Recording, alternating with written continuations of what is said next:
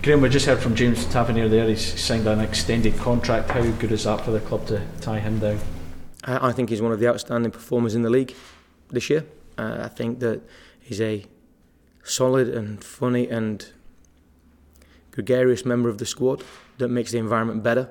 And I think there's more development to come from him. So I think it's really good for us to tie him down to a longer contract. And it's also a statement from James that he wanted to stay because he thinks he can get to the next level of his career at this football club. And for me as a manager, that makes me really happy. Do you feel he's got the balance, he's getting the balance better between defence and attack now, and that's a sign of his development? He's getting there. He is a work in progress at the moment, as many of the players in the squad are, but he's understanding more of his responsibilities without the ball. James historically has been about the ball and getting into the final third and raiding and making chances and scoring goals, but he understands that as part of a defensive unit, he has a responsibility sometimes to temper those attacking instincts for the good of the team. And actually, given the captain's armband at the weekend was one of the steps that we're going to utilise to actually aid his development and his maturation as a leader of men, because I fully believe that he could do that as well. He was talking about he feels the club are good enough to win a trophy this season, and he wants to win more trophies with the club. Is that the sort of attitude that you need to have winners or want to be winners in this dressing room? We want hungry players. We want people who are desperate to do well for the football club. And if they're desperate to do well, they will drive our culture forward. And our culture must be about improving our status, must be improving our current state to be better than we currently are. James helps with that. The people in the changing room have a responsibility to help with that. And the more like-minded people we have in that changing room, driving each other on every day, the faster we will get to where we want to be. You've managed to tie him down. There's some talk about Alfredo Morelos and his agent potentially coming over. Is that correct? And are there movements there? There's conversations about contracts going on about numerous members of the squad. I won't identify anyone currently, but once those contracts are tied up, as has been my way consistently, we will come to you straight away and we will give you that information. I don't think it's helpful to the player to discuss them in public, where we would like to do our business in private and deal with those people firsthand. But people in the squad are currently being talked to about contracts, about terms, about the length of their contract. And we need people who want to be here, who are desperate to be here, and see this club as a viable option as the next stage in their career, pushing themselves forward and pushing the club forward. And the more people that we have like that, of that ilk, the better place we will be as a team and as a club. And we will definitely move what we're trying to do in the right direction. The Alfredo situation has been one that's been going on, but in terms of contracts, both for Alfredo and everyone else, how much of the noise can be a distraction, and does it help when you get these things sorted? It can be a distraction, but it's our job to make sure that the guys focus on what they can control. I've had talks with numerous players about different things, not just contracts, about being settled and about appreciating the club and understanding the scale of the club. But it's making sure that they understand the vision of what we're trying to be, what we're trying to build. And I think as much as monetary terms and length of contract, we have to sell ourselves as what we're going to be. The vision of what we're trying to achieve, the vision of what we're trying to build must be appealing. And I think that for James to commit himself for the length of contract that he has reveals that he believes in what we're trying to do.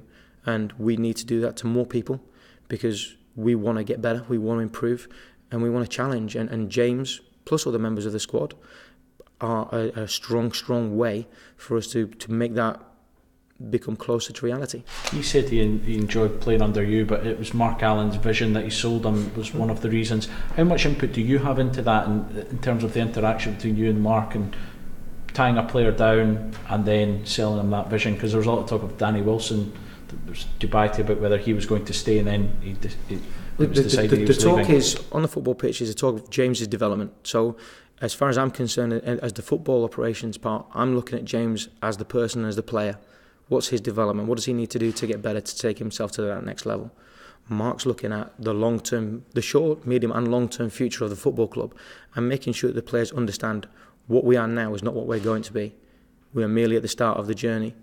And Mark selling that vision to James is as important as me selling what James is going to develop into. So we have to do that consecutively. We have to make sure we do that collaboratively. We have to make sure that all of our vision is tied together, and that James can see that. And the important thing for me is that James can see both parts coming together, his development and the club's development. And one will make the other better. So if we can make sure we blend those together in the right way, then we'll have sold James the right image of what we're trying to do, and James will have looked at it and thought, this is where I need to be, which for me, as a manager of a football club, is a strong statement from a player. Because I've got no doubt he's got attributes that would attract other teams.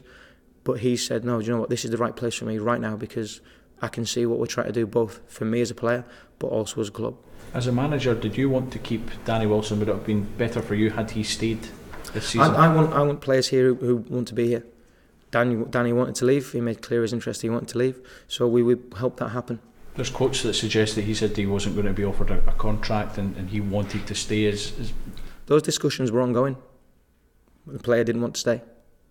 So if he doesn't want to stay, that's fine. So it was his decision to leave, not necessarily the club's.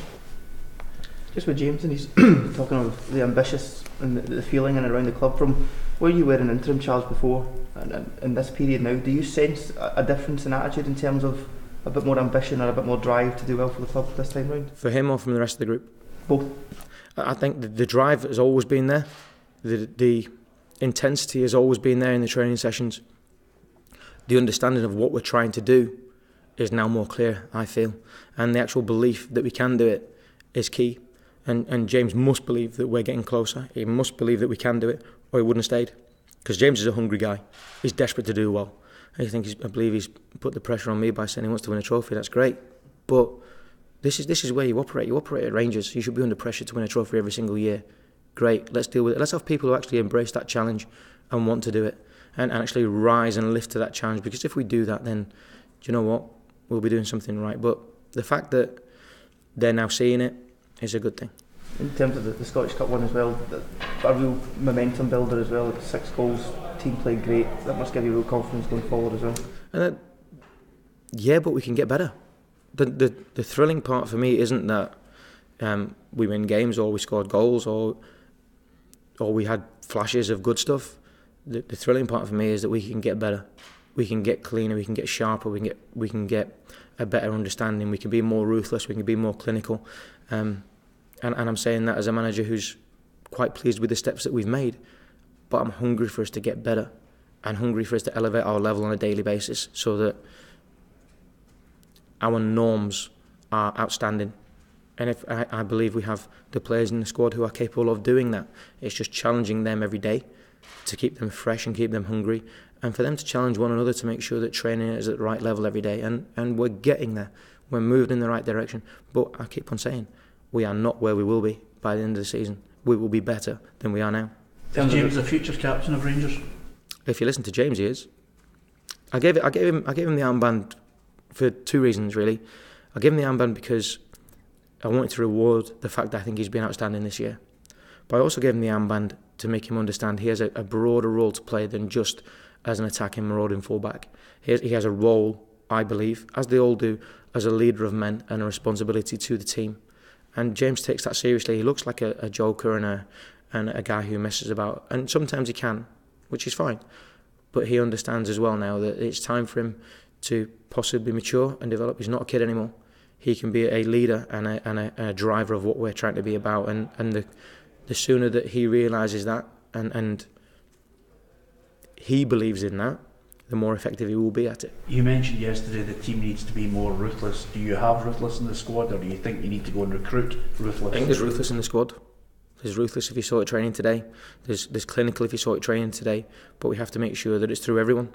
So if there's 1 or 2 or 3 or 4 that have it, and 2 or 3 that don't have it, it's our job to develop it in the 2 or 3 that don't have it, to make sure that it runs throughout the group. We want underlying themes and values that are through every single person in the squad. And if they don't have it and can't develop it or are unwilling to develop it, then they won't play for the football club. But if they do have it and they are driving towards what we want them to be, then they will find endless time from myself and the staff to help them get to where we believe they need to be to push us forward. And do you become ruthless if they slip up at Hamilton? Of course. That's the job. And the job of the squad is to make sure that if people aren't at the right level, if people can't get there for any reason, it might just be one of those days, they have to be ready to go in and take their place. And that's part of the ruthlessness of football. If you get a chance to take a shirt, that there is no way that you actually give it up, because football is not renowned for giving you second, third and fourth chances. You might only get one. If you get the one, the ruthlessness of your nature will be that you perform at a level that is commensurate to you retaining that shirt.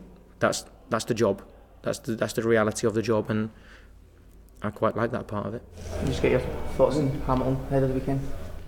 Yeah, they're very, very organised. We've obviously talked to Greg Docherty about everything they're going to do, so we've got the game plan down pat. We know what Martin will set his team up to do. We know that they have a threat, and they came to Ibrox and turned us over 2-0. From us dominating the ball and dominating the game, they created clear chances to go and score against us. So it's up to us to make sure that we deny them those opportunities, because if we don't, we will be punished. So we need to make sure the guys understand their main threats so we can nullify them. But also, once again, I would like us to go impose our style and our play upon them, regardless of anything that the pitch or the conditions or their team selection throws up. We have to be ruthless enough and clean enough and professional enough to go and make sure we get the right result. Graeme, you're a former Scotland international, a Kirin Cup winner. You've played under Alex McLeish. There's a lot of talk about him potentially going back into the role. Would you like to see that happen? Well, the last person I was asked about getting back into the role, and I gave him a glowing reference, turned it down. So if it's Alex, as I said, he'll have my full backing and the backing of everyone at the football club. But until it's done, then there's so much speculation going on that you never actually know what's going to happen. And you guys are spending a lot of time talking about it. We're spending a lot of time talking about it. I don't actually believe it's serving anyone. I think that we should just bide our time until the person is put in place, and then come out behind them and make sure that they understand they have our full support. And if we do that, then I think it would actually make those guys who have to recruit, whoever it's going to be, I think it might make their job a little bit easier. Graeme, anybody in or out for this weekend? Lee Wallace took full part in training today, and he's building his volume up slowly, but he's building towards where he needs to be. Bruno took full part again, so we have a virtual full squad, aside from those that have obviously had operations in the likes of Graham Dorrans and Ryan Jack. So those guys are currently moving on really nicely, but will be a significant period of time away. Russ McCrory will be assessed on Monday as to his state, and Jordan Rosser likewise will be assessed later on in the week.